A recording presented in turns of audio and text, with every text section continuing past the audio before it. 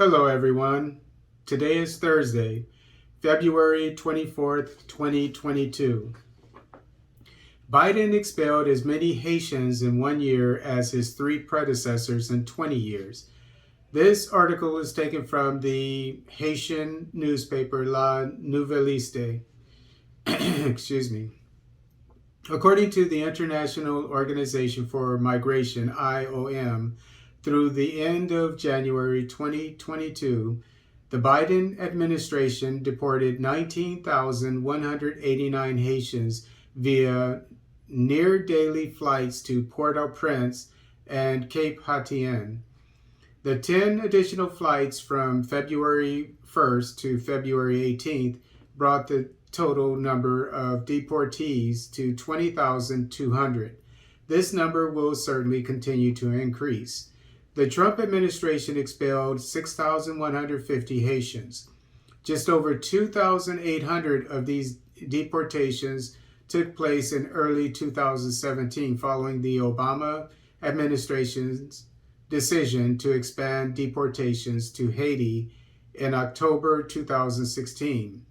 Of the 5,567 Haitians deported in fiscal year 2017, a total of 2,737 were deported by the Obama administration between October 2016 and January 2017.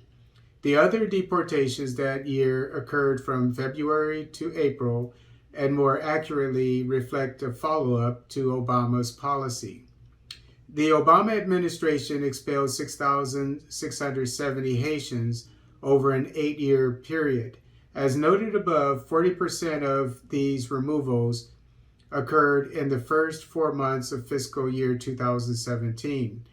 Temporary Protected Status, TPS, was renamed for Haiti by the Obama administration in 2011, a year after the earthquake that destroyed Port-au-Prince in January 2010. Although the TPS is in place and the country is in ruins, deportations have continued for new arrivals and so-called criminal deportees that were not eligible for TPS. The deportations have been condemned by the United Nations and other international institutions. The massive increase in deportations beginning in 2016 coincided with increased arrivals of Haitians near San Diego and was intended then as now as a deterrent. Haitians arriving in San Diego in their thousands were mostly leaving Brazil, where many had immigrated after the 2010 earthquake. They were mostly stranded at the border as the Obama administration instituted its counting system, which forced Haitians to stay in Mexico, waiting for them to be called by their number. Some are still waiting, reports the Quixote Center, which calls on the Biden administration to stop the expulsion of Haitians. And I didn't know that Obama expelled or deported so many Haitians, nor did I know that he set up a system where they were kept in Mexico and counted and were not allowed in the United States.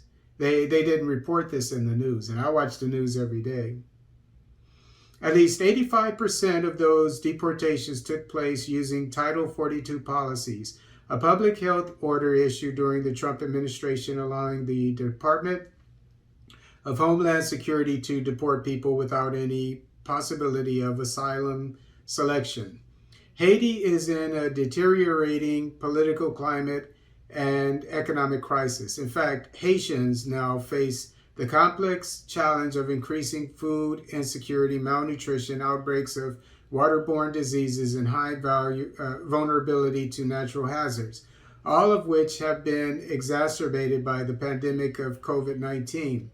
Haiti simply cannot safely accept the repatriation of its nationals, which is why we are so deeply concerned about the large-scale removals and deportations of individuals in Haiti. To that end, we are concerned that the administration's use of Title 14 authority will deprive legitimate asylum seekers of the opportunity to assert their rights. And I believe this newspaper, La Nouvelliste, is owned by a white man in Haiti. And this newspaper failed to mention, that Haitians would prefer to stay in their country, I would assume, if the West would not meddle in its affairs. Haiti has gold, it has other things, it has coffee, etc. I mean, it has enough to sustain itself. The problem is you have people like I think it's the brother or brother-in-law of Hillary Clinton, who's in charge of a gold mine. I believe it's a gold mine, some kind of mine, but I think it's a gold mine. And they have a lot of the armed gangs running around. Yet the United States and Canada will not export weapons or help them out with weapons. And help out their security situation.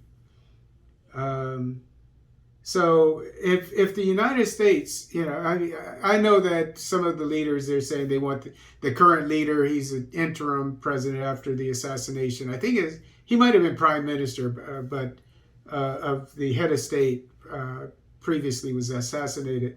The current, the acting head of state is asking for help from the UN. He's allowing the UN, from what I understand. I know, I know he's in a tough situation, but trust me, over the 200 and some odd years that Haiti has had its independence, the U.S. has meddled in its affairs to keep it down, and then you can mention the fact that the UN. Nepalese troops after the earthquake in 2010 threw their feces into a river, causing, I think it was 10,000 Haitians to die from cholera. The country had never had cholera. But the UN finally admitted that it's responsible, but it hasn't paid for it. So you have things like this. If the international community would just leave Haiti alone, it would be much better off. And I know a lot of people, including Haitians, may not agree with that, but we as African people on the continent and in the diaspora, we need to keep Haiti in our hearts and minds. And whenever possible, we need to do whatever we can to help them out. But obviously, no one person is going to be able to do it. But some days, one of these days, when Africa is stronger and the diaspora is stronger, we're going to go back and help out our brothers and sisters in Haiti. And I'll tell you what I'm going to do. I don't want to go into great detail, but I'm a coffee expert, and I know about coffee. I know about the Haitian coffee industry as well as 19 other nations, and I've written about them in my book that will be published in probably 2 years. I've been working on it for 10 years. It's about world coffee production and basically how the farmers are being cheated. They get paid less for a pound of coffee, way less than it costs for somebody to buy just one little cup of coffee at the local coffee house. So my plan, what I'm going to do, and I'm not saying that it's the responsibility of anybody, but I tell you, I'm putting my money where my mouth is. I would like to import coffee from East Africa, as well as Haiti. That's my goal. And Jamaica, even though I don't consider Jamaica an African country like Haiti. But and pay a fair price. And this is extremely important And you have a lot of really good coffee, I would assume. I'm not familiar with Haitian coffee. Why aren't we getting it? You see how the U.S. and other countries could really help out Haiti by paying a fair price for their coffee. When I go to Haiti, I'll investigate because this is a part of my book. And I know I'm going off on a tangent here, but let's keep Haiti in our hearts and minds. And this is just one way that we could tell that Haiti is singled out.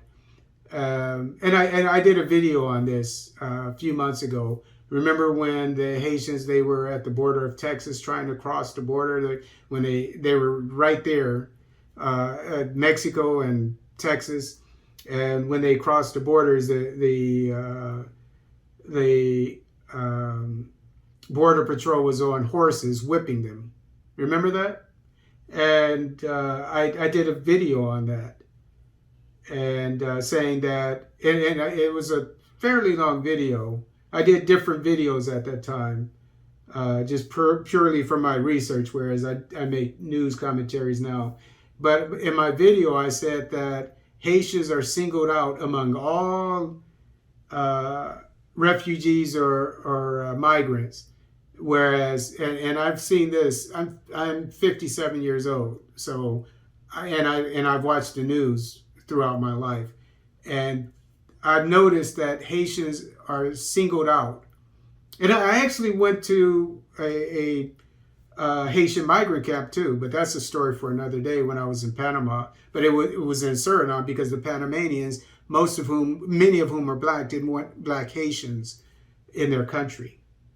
They were supposed to go to Panama, but they ended up going to Suriname. And I talked to the Surinamese people. Half of them are black, half are Indian. Story for another day. And the black one said that they're like brothers. We accept them.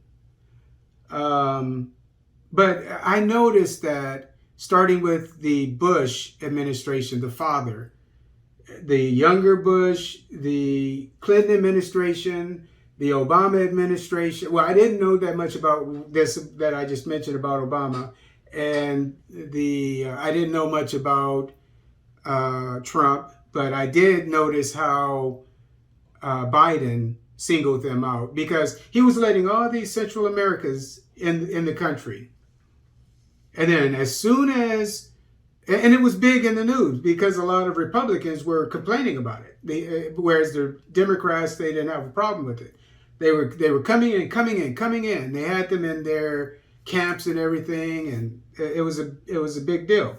But they were still coming in the country, and as soon as the Haitians started to come in, everything stopped. And then all of a sudden, everybody has to go back to their country. So the bottom line is, I've noticed that Haitians have always been singled out among all migrants that I've seen as not being able to come into the United States for the most part.